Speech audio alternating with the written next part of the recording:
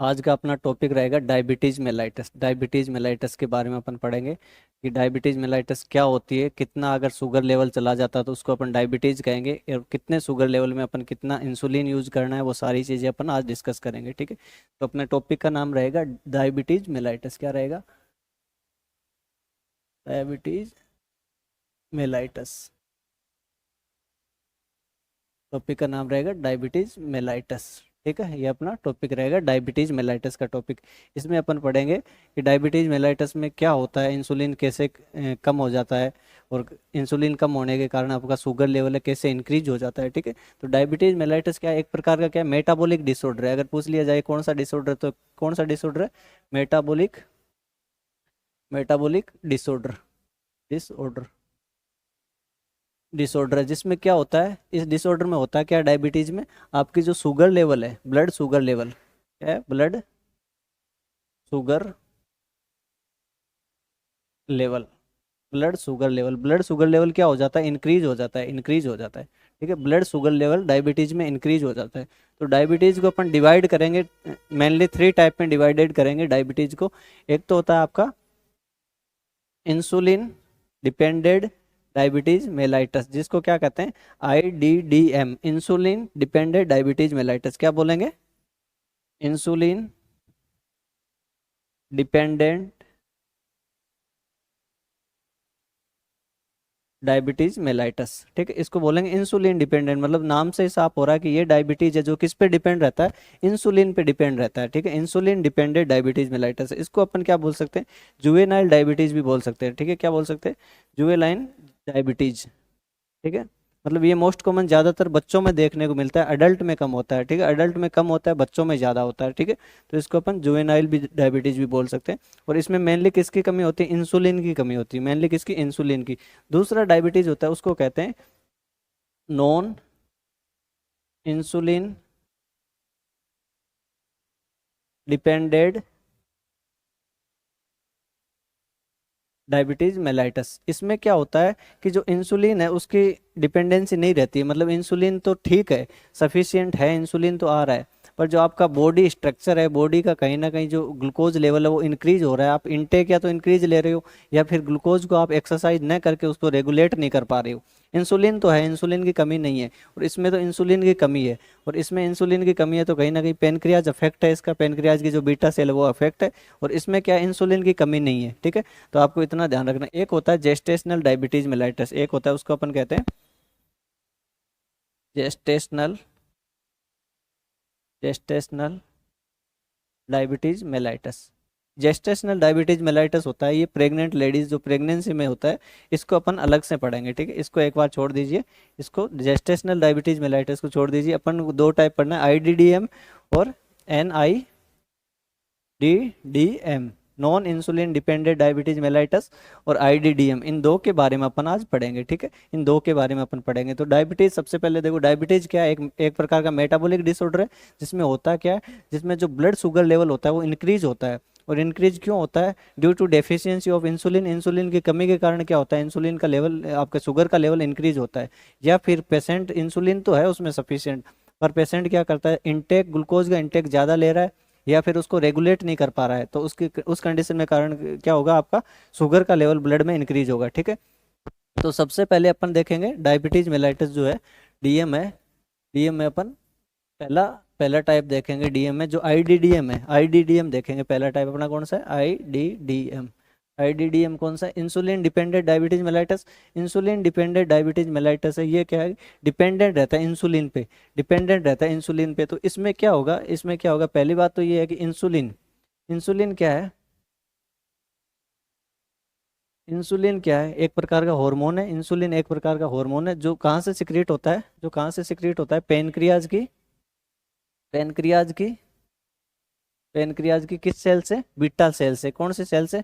Beta cell से secrete होता है, बीटा सेल से सिक्रिएट होता है। ठीक है, पेनक्रियाज की बीटा सेल से सिक्रिएट होता है। और पेनक्रियाज की बीटा सेल कहाँ पे प्रेजेंट रहती है? कुछ इस तरह से पेनक्रियाज रहता है आपका, कुछ इस तरह से पेनक्रियाज रहता है आपका, इस तरह से पेनक्रियाज रहता है। तो आपकी जो पेनक्रियाज है, पेनक्रियाज कुछ इस तरह से रहता है।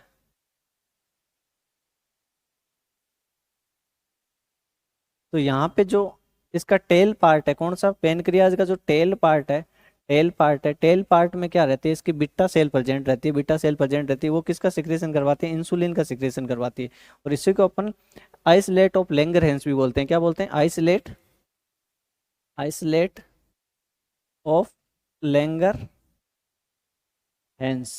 आइसलेट ऑफ लैंगरहैंस क्यों बोलते हैं, आइसलेट ऑफ लैंगरहैंस अपन क्यों बोलते हैं, क्योंकि ये एक प्रकार का जो बिट्टा सेल है उसके बाहर क्या रहती है, उसके बाहर दूसरी सेल्स प्रेजेंट रहती है, जैसे अल्फा सेल रहती है, वो सारी सेल कवर करके रखती है, और बीच में एक टापू जैसा क्या रहता है, बिट्टा सेल रहता है, तो उसीलिए अपन इसको आइसलेट ऑफ लैंगरहैंस भी बोलते हैं, क्या बोलते हैं, आइसलेट ऑफ लैंगरहैंस। ठीक है, दूसरी सेल पेनक्रियाज में जैसे अल्फा सेल है, कौन सी है, अल्फा सेल, तो अल्फा सेल किसका सिक्रेशन करवाती है, ग्लूकागोन का सिक्रेशन करवाती है, ग्लूकागोन का सिक्रेशन करवाती है अल्फा सेल। और बीटा सेल है जो इंसुलिन का सिक्रेशन करवाती है, और इंसुलिन क्या करता है, जो ब्लड ग्लूकोज लेवल है उसको रेगुलेट करने का काम करता है, ब्लड ग्लूकोज लेवल को रेगुलेट करने का काम करता है, किसको, ये क्या करेगा, regulate, regulate blood glucose, glucose level, blood glucose level को क्या करेगा, ये रेगुलेट करेगा, और कौन करेगा, आपका पेनक्रियाज से सिक्रेट होने वाला हार्मोन जिसका नाम है इंसुलिन। ठीक है, तो आईडीडीएम के बारे में अपन पढ़ रहे हैं, तो आईडीडीएम के बारे में अपन पढ़ रहे हैं। आईडीडीएम मेनली क्या हो सकती है आपकी, जो इंसुलिन डिपेंडेड है, आईडीडीएम ये अपनी इंसुलिन डिपेंडेड है, तो पहली बात तो ये चाइल्डिश बच्चों में ज़्यादा होती है, बच्चों में ज़्यादा होती है। दूसरी ये क्या हो सकती है आपकी, आपकी क्या हो सकती है, कंजेनाइटल हो सकती है, जन्मजात हो सकती है। ठीक है, इसके कोज की बात करें तो ये आपकी कंजेनाइटल हो सकती है, कंजेनाइटल हो सकती है, कंजेनाइटल हो सकती है। अगर कोज की मैं बात करूं कि आईडीडीएम के कारण क्या हो सकते हैं, तो कंजेनाइटल हो सकती है, जन्मजात हो सकती है। ठीक है, जिसमें अगर, या फिर अपनी क्या हो सकती है, अगर ऑटो इम्यून भी हो सकती है, ये ऑटो इम्यून, ठीक है, auto immune disorder, auto immune disorder, auto immune disorder में जैसे पेनक्रियाज का कोई ऑटो इम्यून डिसऑर्डर हो गया, और पेनक्रियाज अपनी बॉडी से क्या हो रहा है, डिजनरेट हो रहा है, जिससे क्या हो रहा है, उसकी बीटा सेल डिजनरेट हो रही है, और बीटा सेल डिजनरेट हो रही है तो कहीं ना कहीं इंसुलिन की डेफिशिएंसी होगी, और इंसुलिन की डेफिशिएंसी होगी तो उसको आईडीडीएम हो सकता है। ठीक है, तो ये कंडीशन भी हो सकती है, कंजेनाइटल भी हो सकता है। एक हो सकता है कि बच्चा अगर टॉक्सिक सब्सटेंस ले रहा हो, जैसे बचपन में उसने बहुत सारी medicine, drug toxicity, drug toxicity, drug toxicity, अगर ड्रग टॉक्सिसिटी हुई है ज़्यादा तो उसी के कारण भी डैमेज हो सकता है। तो ये इसके कुछ कारण है, इंसुलिन डिपेंडेंट डायबिटीज़ के कुछ कारण है। ठीक है, इनसे हो सकती है। ठीक है, अब इसमें क्या साइन सिम्टम क्या आ सकते हैं, ठीक है, इसमें अपने साइन सिम्टम क्या आएंगे, तो इसमें अपने साइन सिम्टम क्या आएंगे, sign, sign and symptom, symptom, sign and symptom क्या आ सकते हैं, sign and symptom diabetes mellitus में क्लासिकल क्राइटेरिया दिया गया है, जिसमें 3 साइन एंड सिम्टम क्लासिकल होते हैं। ठीक है, जिसको अपन क्या बोलते हैं, स्टैंडर्ड। ठीक है, उसमें क्या आएगा, एक तो आपका आएगा पॉलीडिप्सिया, दूसरा आएगा आपका पॉलीपेप्सिया, तीसरा आपका आएगा पॉलीयूरिया, पॉलीयूरिया, क्या आएगा, पॉलीयूरिया। ठीक है, ये किसके साइन सिम्टम है, डीएम के, डायबिटीज मेलाइटिस के साइन सिम्टम है, जिसमें पॉलीडिप्सिया, पॉलीडिप्सिया क्या होता है, पॉलीडिप्सिया यानी क्या होता है, पॉलीडिप्सिया होता है कि आपको बहुत ज़्यादा भूख लगना, बहुत ज़्यादा भूख लगना। ठीक है, पॉलीडिप्सिया का मतलब होता है बहुत ज़्यादा भूख लगना। ठीक है, बहुत ज़्यादा अगर भूख लगेगी पेशेंट को, और भूख क्यों लगती है, भूख इसलिए लगती है क्योंकि ग्लूकोज जो बॉडी में वो रेगुलेट नहीं हो पा रहा, और रेगुलेट नहीं हो पा रहा तो कहीं ना कहीं उसको ग्लूकोज की जो एटीपी बननी चाहिए वो एटीपी नहीं बन रही, और एटीपी नहीं बन रही तो अपने बॉडी में एनर्जी नहीं आ रही, तो एनर्जी नहीं आ रही तो अपने को वीकनेस फील होगा। ठीक है, वीकनेस फील होगा, लिथार्जी फील होगा, तो लिथार्जी फील होगा तो अपना जो हंग्री सेंटर है वो स्टिमुलेट होगा, और स्टिमुलेट होके बार बार बार बार अपने जो स्टमक की सेल्स है वो सिक्रेशन करवाएगी, एचसीएल वगैरह का जो सिक्रेशन करवाएगी, तो उससे अपने को भूख ज़्यादा लगेगी, अपन खाना ज़्यादा खाने की कोशिश करेंगे, जिसको अपन कहते हैं पॉलीडिप्सिया, पॉलीडिप्सिया। ठीक है, दूसरी चीज़ इसमें अपन क्या करेंगे, ज़्यादा इंटेक लेंगे, ज़्यादा भोजन लेंगे, ज़्यादा खाना खाएंगे। दूसरी चीज़ आती है पॉलीपेप्सिया, क्या आती है, पॉलीपेप्सिया, इसमें वही सेम ही फंडा रहेगा। पॉलीपेप्सिया में अपन क्या करेंगे, अपनी एनर्जी लॉस रहेगी, एनर्जी कम रहेगी, तो उस कंडीशन में अपन क्या करेंगे, ज़्यादा पानी पिएंगे, वाटर इंटेक ज़्यादा करेंगे। इसमें क्या करेंगे, इंक्रीज, प्यास इसमें ज़्यादा लगती है, और वाटर इंटेक अपन ज़्यादा करते हैं। ठीक है, वाटर इंटेक इंक्रीज, जो वाटर इंटेक रहता है वो अपन इसमें ज़्यादा लेते हैं, वाटर इंक्रीज अपना कहीं ना कहीं ज़्यादा होता है। ठीक है, पॉलीयूरिया, अब एक टर्म आती है पॉलीयूरिया, पॉलीयूरिया डीएम में क्या होता है, पॉलीयूरिया का मतलब होता है urine output urine urine output more than more than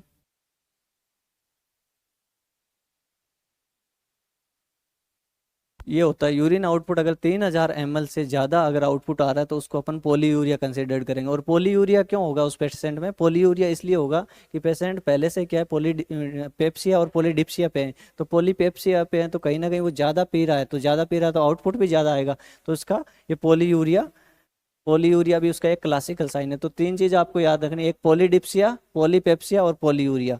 पोलीडिप्सिया, पोलीपेप्सिया और पोलीयूरिया, ये तीन चीज़ आपको ध्यान रखना है, ठीक है।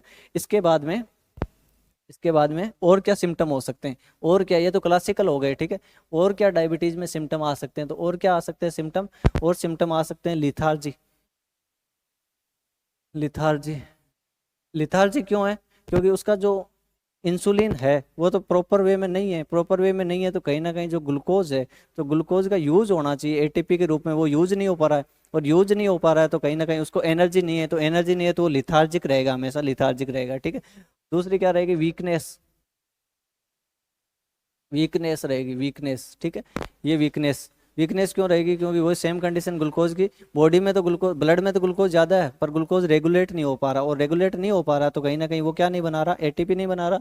एटीपी नहीं बना रहा तो अपने को एनर्जी प्रोवाइड नहीं हो रही, तो ये कंडीशन हो सकती है। उसके बाद में क्या? उसके बाद में अपन ने साइन सिम्टम पढ़ लिए। साइन सिम्टम के बाद में जो इंसुलिन डिपेंडेंट डायबिटीज मेलाइटस है, तो उसमें अपन डोज क्या देंगे? केवल इंसुलिन देना है अपने को। आईडीडीएम में क्या करना है? आईडीडीएम में इसके ट्रीटमेंट में इंसुलिन डिपेंडेंट डायबिटीज मेलाइटस में ओएचए का यूज नहीं है, ठीक है।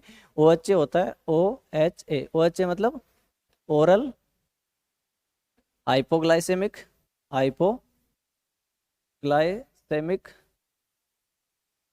एजेंट। Oral hypoglycemic agent. तो इसका यूज अपन नहीं करते हैं, इसका यूज अपन नहीं करते हैं। क्यों नहीं करते हैं? क्योंकि ओएचए क्या करता है? ओएचए आपके पेनक्रियाज को या तो स्टिमुलेट करवा सकता है जिससे किसका सिक्रीशन बढ़े, जिससे आपका इंसुलिन का सिक्रीशन बढ़े, या फिर जो रेगुलेट होना है ग्लूकोज को, उसको रेगुलेट करवाने में इंप्रूवमेंट करवा सकता है। जबकि यहाँ पे आईडीडीएम में मैंने क्या बताया था? आईडीडीएम में जो पेनक्रियाज की बीटा सेल है वो या तो डिस्ट्रक्शन है, या बीटा सेल बिल्कुल सिक्रेशन ही नहीं करवा रही, इसमें बिल्कुल सिक्रेशन इंसुलिन का होता ही नहीं है। और ये डायबिटीज होती है वो इंसुलिन डिपेंडेंट डायबिटीज मेलाइटस है, ठीक है। नाम ये इंसुलिन डिपेंडेंट डायबिटीज मेलाइटस। तो इसमें इंसुलिन प्रॉपर वे में है ही नहीं, बिल्कुल बीटा सेल जनरेट ही नहीं कर पा रही है, तो उस कंडीशन में ओएचए दे के अपन कोई यूज नहीं है, ठीक है। तो इस कंडीशन में केवल कौन सी थेरेपी चलेगी? इंसुलिन थेरेपी चलेगी। कौन सी? इंसुलिन थेरेपी चलेगी। इंसुलिन थेरेपी चलेगी। इस कंडीशन में कौन सी थेरेपी चलेगी? इंसुलिन थेरेपी चलेगी। ओएचए अपन इस पेशेंट को नहीं देना है। इस पेशेंट को अगर ओएचए देंगे तो प्रॉपर वे में रेगुलेट नहीं होगा, ब्लड ग्लूकोज रेगुलेट नहीं होगा, ठीक है। अब अपन डायबिटीज मेलाइटस किसको बोलेंगे कि कितना ब्लड ग्लूकोज हो जाए तो उसके बाद अपन डायबिटीज मेलाइटस बोल सकते हैं, ठीक है। तो इसमें मैं कुछ स्टेज बताऊंगा आपको। एक होता है अपन टेस्ट करते हैं, एक तो होता है फास्टिंग ब्लड, ठीक है। एक होता है आपका फास्टिंग ब्लड शुगर लेवल, ठीक है, ब्लड शुगर, ठीक है।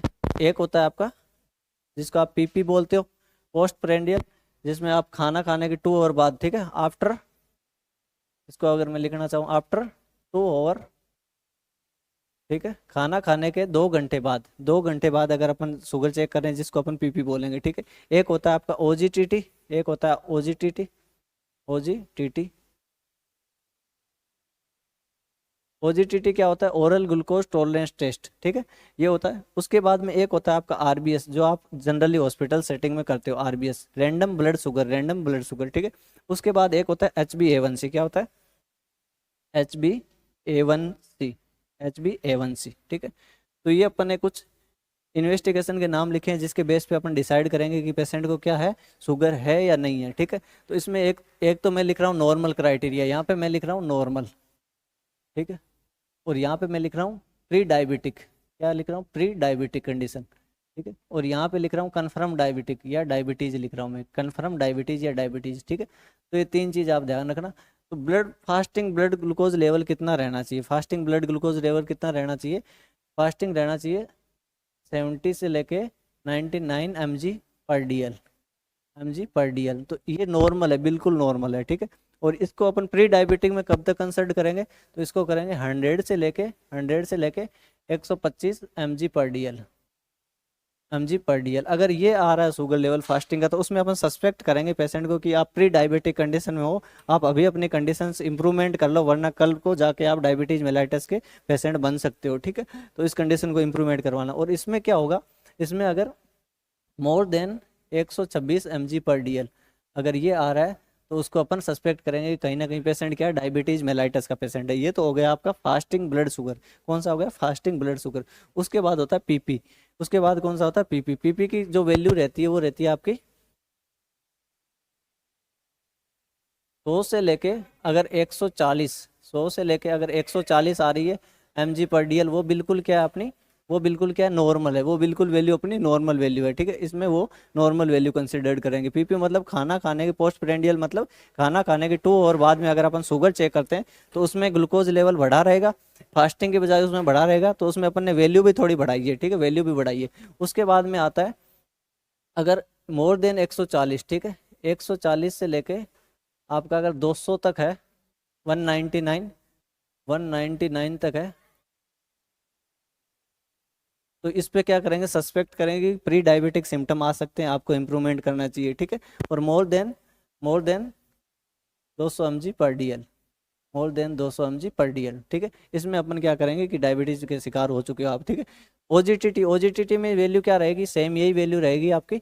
100 से ले सकते हो या 99 से भी ले सकते हो, ठीक है, 99 से भी ले सकते हो। 99 से लेके 140 mg/dl सेम रहेगा, mg/dl। और इधर रहेगा आपका 140 से लेके 199 mg/dl, ठीक है। और इधर मोर देन 200, ठीक है, ये सेम वैल्यू रहेगा। अब जो रैंडम ग्लूकोज आरबीएस करते हैं, आरबीएस, आरबीएस का भी डाटा आपका यही सेम ही डाटा रहेगा, ठीक है। उसके बाद में एक आता है HbA1c। HbA1c होता है वो प्रीवियस 3 मंथ की हिस्ट्री दिखाता है। कितने की दिखाता है, प्रीवियस प्रीवियस 3 मंथ, 3 मंथ, या फिर 90 डेज, या फिर 90 डेज। और इसकी वैल्यू क्या होती है, इसकी वैल्यू होती है अगर 6 है तो बिल्कुल ठीक है, लेस देन 6% है बिल्कुल ठीक है, ठीक है। और आपकी 6 से 7 है, 6 से 7 है तो क्या सस्पेक्टेड है, 6 से 7 है तो सस्पेक्टेड है। और मोर देन 7 है, मोर देन 7% है, तो वो डायबिटीज मेलाइटस है, वो डायबिटीज मेलाइटस है। ये आपकी HbA1c की वैल्यू है, ठीक है। तो फास्टिंग आपको देखना है, ठीक है, पीपी आपको देखना है, post prandial, OGTT oral glucose tolerance test. इसमें एक पेशेंट को क्या किया जाता है, पहले ओरली आप शुगर डेक्सट्रोज वगैरह दिया जाता है, उसके बाद में उसका टेस्ट किया जाता है, ठीक है। आरबीएस जो आप प्रॉपर हॉस्पिटल में करते हो, वो रैंडम ब्लड शुगर जो हॉस्पिटल में अपन करते रहते हैं ग्लूकोमीटर से, वो अपनी आरबीएस होती है, ठीक है। रैंडमली करनी है वो, अपने को कभी भी कर सकते हैं। एचबी ए वन सी होता है, उसकी वैल्यू ये होती है, ठीक है। और ये प्रीवियस 90 दिनों की अपने को हिस्ट्री बता देता है, या 3 मंथ की बता देता है, ठीक है। तो ये अपना ये वैल्यू हो गई सारी। इसकी आरबीएस की वैल्यू सेम वैल्यू रहेगी, इसलिए मैंने नहीं लिखा है, ठीक है, आरबीएस की वैल्यू सेम वैल्यू है। इसके बाद में अपना जो इंसुलिन के टाइप है, क्या है, इंसुलिन के टाइप। इंसुलिन के जो टाइप है वो कितने प्रकार के हैं, कौन सा इंसुलिन कब देना है, कौन सा इंसुलिन कब देना है, कौन सी ड्यूरेशन में देना है, कितना हो तो कौन सा देना है, उसके बारे में अपन जानकारी लेंगे। तो इसमें टाइप में आते हैं, एक आता है आपका रैपिड इंसुलिन। कौन सा आता है, रैपिड इंसुलिन, ठीक है। और दूसरा आता है आपका रेगुलर इंसुलिन, ठीक है, या फिर इसको बोलते हैं शॉर्ट एक्टिंग इंसुलिन। क्या बोलेंगे, short short acting acting insulin, short acting insulin. तीसरा अपना आएगा intermittent intermittent intermittent acting insulin. कौन सा आएगा, इंटरमिटेंट एक्टिंग इंसुलिन, ठीक है।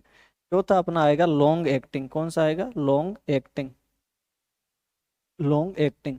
तो शॉर्ट रैपिड एक्टिंग नाम से क्लियर हो रहा है कि सबसे पहले एक्शन करेगा और रैपिड काम करेगा, ठीक है। उसके बाद में शॉर्ट एक्टिंग वाला क्या करेगा कि काम तो करेगा बट शॉर्ट टाइम के लिए करेगा, शॉर्ट टाइम, जैसे 4 से 6 घंटे के लिए ये काम करेगा, 8 घंटे तक नहीं कर पाएगा, ठीक है। उसके बाद में अपने को दूसरी डोज लगानी पड़ेगी, ठीक है। एक होता है इंटरमिटेंट में क्या होता है कि वो कंटिन्यू करता है, लंबे समय तक काम करता है, ठीक है। उसके बाद एक होता है लॉन्ग एक्टिंग नाम से ही क्लियर हो रहा है कि लंबे समय तक चलेगा, लंबे समय तक चलेगा, ठीक है।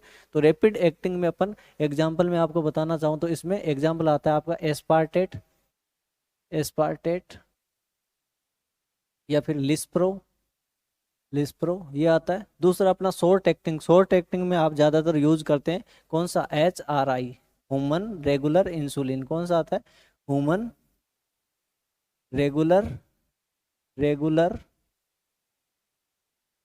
इंसुलिन, ह्यूमन रेगुलर इंसुलिन, ये अपन ज़्यादातर अपन यूज करते हैं वो वाला ह्यूमन रेगुलर इंसुलिन। उसके बाद में इंटरमिटेंट, जो इंटरमिटेंट है इसमें एग्जांपल आएगा आपका NPH, NPH इसमें एग्जांपल आएगा, ठीक है। उसके बाद में लॉन्ग एक्टिंग में, लॉन्ग एक्टिंग में कौन सा आएगा, लॉन्ग एक्टिंग में आपका आएगा ग्लार्जिन, ग्लार्जिन, ग्लार्जिन, या इसी को अपन कहते हैं लेंटस, क्या कहते हैं, लेंटस। जिसका पेन भी आता है, इसका क्या आता है, पेन भी आता है, इस तरह का एक पेन आता है, उससे इंजेक्ट किया जाता है, ये ग्लार्जिन। इसमें क्या होता है, लॉन्ग एक्टिंग में ये लंबे समय तक काम करेगा। कितने समय तक करेगा, लगभग ये करेगा अपना 24 to 36 ओवर तक काम करेगा। कितना करेगा, 24 to 36 ओवर तक काम करेगा। मतलब अगर आज नाइट में अपन ने लेंटस लगवाया है या ग्लार्जिन लगवाया है तो अपने को कल नाइट तक कोई ज़रूरत नहीं है इंसुलिन लेने की, क्योंकि वो लॉन्ग समय तक काम करेगा, ठीक है। और इसका क्या नहीं होता, इसका पीक नहीं होता, इसका कभी पीक नहीं होता। पीक क्या होता है, पीक होता है किसी चीज़ का हाईएस्ट लेवल, किसी चीज़ का हाईएस्ट लेवल। जैसे मैंने अभी इंसुलिन लिया है तो इसका हाईएस्ट लेवल कब आएगा, हाईएस्ट लेवल कब आएगा, तो इसका कभी हाईएस्ट लेवल आता ही नहीं है, इसका हाईएस्ट लेवल नहीं आता है। तो हाईएस्ट लेवल नहीं आएगा तो किसकी रिस्क कम हो जाएगी, decrease risk, decrease risk of hypoglycemia, of hypoglycemia, glycemia, hypoglycemia की रिस्क कम हो जाएगी। क्यों, क्योंकि इसका पीक नहीं आएगा, तो पीक नहीं आएगा तो हाइपोग्लाइसीमिया कंडीशन अकर नहीं होगी, और उस समय हाइपोग्लाइसीमिया कंडीशन अकर नहीं होगी तो अपनी रिस्क कम कम हो जाएगी, ठीक है। उसमें जैसे शॉर्ट एक्टिंग इंसुलिन है, शॉर्ट एक्टिंग इंसुलिन है तो इसका जो एक्टिंग रहता है, काम करने का मोड ऑफ एक्शन इसका 30 मिनट में लगभग ये स्टार्ट कर देता है, 30 मिनट में स्टार्ट हो जाता है, इसका वर्क स्टार्ट हो जाता है शॉर्ट एक्टिंग में। जैसे HIR अपन हॉस्पिटल में यूज करते हैं उसका, इसका पीक आता है, इसका पीक कब आता है, इसका जैसे मैं आपको पीक बताऊं तो पीक आता है 1 to 2 ओवर, 1 से 2 घंटे के बीच में इसका 90 मिनट के समथिंग पीक आता है, उस समय हाइपोग्लाइसीमिया। तो अगर किसी को शॉर्ट एक्टिंग इंसुलिन अपन ने जैसे ह्यूमन रेगुलर इंसुलिन लगाया है तो उसका 90 मिनट बाद में अपने को फिर से एक बार RBS चेक करना चाहिए, क्योंकि वो हाइपोग्लाइसीमिया में जा सकता है, ठीक है। इसका पीक आता है, ठीक है। बाकी रैपिड एक्टिंग है, रैपिड एक्टिंग स्टार्ट कर देगा काम करना 15 मिनट में, और इसका पीक कब आएगा, इसका पीक आ जाएगा लगभग 60 से 90 मिनट के समथिंग इसका पीक आ जाता है, ठीक है। 60 से 90 मिनट के समथिंग किसका, एस्पार्टेट और लिस्प्रो का पीक आ जाता है। इंटरमिटेंट है, इंटरमिटेंट काम करना स्टार्ट लेट करता है और लंबे समय तक थोड़ा काम करता है, ठीक है। और ये जो काम करना स्टार्ट करेगा, जो ग्लार्जिन या लेंटस, ये 2 से 4 घंटे में तो काम करना स्टार्ट करेगा, 2 से 4 घंटे में काम करना स्टार्ट करेगा। जैसे अभी लगाया तो तुरंत काम नहीं करेगा, 2 से 4 घंटे में स्टार्ट होगा और 24 से 36 घंटे तक ये कंटिन्यू चलेगा। तो ये कुछ इंसुलिन के टाइप है, आपका रैपिड इंसुलिन, दूसरा आपका शॉर्ट एक्टिंग इंसुलिन, तीसरा आपका इंटरमिटेंट, चौथा है आपका लॉन्ग एक्टिंग इंसुलिन, ठीक है। तो इसके एग्जाम्पल है, ये एग्जाम्पल आपको याद रखने। और किसका पीक, पीक इसका नहीं आता है, आपका जो ग्लार्जिन रहता है, आपका ग्लार्जिन या लेंटस है, इसका कभी भी क्या नहीं आता है, पीक नहीं आता है, पीक कभी नहीं आता है, ठीक है। तो इसको आपको ध्यान रखना है, पीक नहीं आएगा तो हाइपोग्लाइसीमिक कंडीशन अकर नहीं होगी। अब इंसुलिन अगर पेशेंट को किसी को चल रहा है तो उसको हाइपोग्लाइसीमिया के लिए मॉनिटर करना रहता है, हाइपोग्लाइसीमिया के लिए अपने को मॉनिटर करना रहता है। दूसरी अपनी एक डायबिटीज अपन छोड़ के आए थे जिसका नाम था डायबिटीज मेलाइटस सेकंड, या non insulin dependent diabetes mellitus, NIDDM, या फिर अडल्ट डायबिटीज भी कह सकते हैं इसको, अडल्ट डायबिटीज, ठीक है। ये अडल्ट में मोस्ट कॉमन है। इसमें क्या है, इसमें आपका पेनक्रियाज है, इसमें क्या है, जो आपका पेनक्रियाज है, पेनक्रियाज की जो बीटा सेल है, पेनक्रियाज की जो कौन सी सेल है, बीटा सेल है, वो तो प्रॉपर ठीक ठाक काम कर रही है, जो सफिशियंट अमाउंट में देना चाहिए। जैसे एग्जाम्पल के लिए, एग्जाम्पल के लिए उसको 50 ml इंसुलिन देना चाहिए, एग्जाम्पल के लिए 50 ml इंसुलिन देना चाहिए, जबकि वो क्या कर रही है, 40 ml दे रही है, 40 ml दे रही है, ठीक है। तो दे तो रही है, जो देना चाहिए उससे कम दे रही है, पर दे तो रही है ना। जो इंसुलिन डिपेंडेंट डायबिटीज मेलाइटस होती है उसमें तो बिल्कुल ही नहीं दिया जाता है, बिल्कुल ही नहीं दिया जाता है, ठीक है। और इसमें दे तो रही है, तो इस कंडीशन में अपन क्या करेंगे, इस कंडीशन में अपने को क्या करना है, इस कंडीशन में जो अपनी बीटा सेल है वो काम तो कर रही है पर उतना काम नहीं कर पा रही, तो इस कंडीशन में अपन पेशेंट को क्या करेंगे, कौन सी डाइट देंगे, इसमें कौन सी डाइट देंगे, लो ग्लूकोज ग्लूकोज डाइट प्रोवाइड करेंगे, लो ग्लूकोज डाइट प्रोवाइड करेंगे। ऐसी डाइट देंगे जिसमें लो ग्लूकोज हो, ऐसी डाइट देंगे जिसमें लो ग्लूकोज हो, ठीक है, वो डाइट प्रोवाइड करवाएंगे। क्योंकि इंसुलिन तो सिक्रीट हो रहा है, बीटा सेल तो काम कर रही है, पर प्रॉपर वे में काम नहीं कर रही है। तो उस कंडीशन में अपन क्या करवाएंगे, कहीं ना कहीं लो ग्लूकोज डाइट देंगे तो उसको रेगुलेट कर सकता है इंसुलिन, ठीक है। या फिर हाई फैटी, अगर पेशेंट क्या है, पेशेंट क्या है, फैटी पेशेंट है, पेशेंट क्या है, फैटी पेशेंट है, तो उसको क्या करेंगे, एक्सरसाइज के लिए बोलेंगे। किसके लिए, एक्सरसाइज के लिए। और एक्सरसाइज के लिए बोलेंगे तो क्या होगा, जो आपकी ग्लूकोज है उसका रेगुलेशन होगा, और ग्लूकोज का रेगुलेशन होगा तो जो इंसुलिन है उसमें उसका काम हो जाएगा, ठीक है। तो ये चीज़ है। अब ये कंडीशन होने के बाद में अपन इसमें ट्रीटमेंट में क्या यूज कर सकते हैं, इसमें ट्रीटमेंट में मैंने बोला नॉन इंसुलिन डिपेंडेंट, एन आ रहा है मतलब नॉन इंसुलिन, इसमें इंसुलिन का रोल नहीं है, इंसुलिन प्रॉपर वे में काम कर रहा है यहाँ पे, ठीक है। इसमें क्या है, या तो पेशेंट क्या कर रहा है, हाई ग्लूकोज इंटेक कर रहा है जिसकी वजह से उसका शुगर हाई जा रहा है, या फिर एक्सरसाइज बिल्कुल नहीं कर रहा है जिसकी वजह से उसका जो शुगर लेवल है वो हाई जा रहा है। तो इस कंडीशन में अपन क्या कर सकते हैं, इस कंडीशन में OHA दे सकते हैं, OHA, ओरल हाइपोग्लाइसेमिक एजेंट। क्या दे सकते हैं, ओरल हाइपोग्लाइसेमिक, हाइपोग्लाइसेमिक एजेंट। और ओरल हाइपोग्लाइसेमिक एजेंट में आपको पता है एग्जांपल में कौन से आते हैं, जैसे मेटफॉर्मिन, आपकी मेटफॉर्मिन, मेटफॉर्मिन आती है, ये किस में आती है, ओरल हाइपोग्लाइसेमिक एजेंट में आती है, OHA। इसको आप ओरली दे सकते हो, इसमें इंसुलिन देने की जरूरत नहीं है। OHA दोगे तो उसका शुगर लेवल वो रेगुलेट हो जाएगा, और रेगुलेट होकर पेशेंट ठीक ठाक रहेगा, ठीक है। तो इसमें अपन OHA यूज कर सकते हैं।